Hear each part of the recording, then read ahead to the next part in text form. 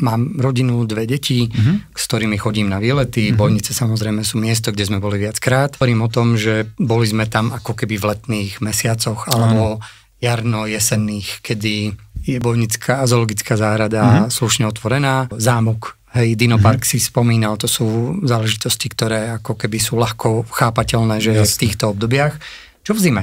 V zime zase Bojnice, tým, že sú obklopené aj viacerými pohoriami, tak je tam možnosť zimnej turistiky, aj lyžovania. S tým lyžovaním je to už v posledných rokoch horšie, ale dá sa. Ale prakticky naokolo máme pohorie Strážovské vrchy, pohorie Vtáčnik, Rokoš, čiže všade sú krásne značkované turistické trasy a aj tie samotné Bojnice sú nádherné v zime a samozrejme kúpele sa dajú využiť 365 dní v roku, hej. Takže v tej zime skôr také ten pohyb v prírode by som...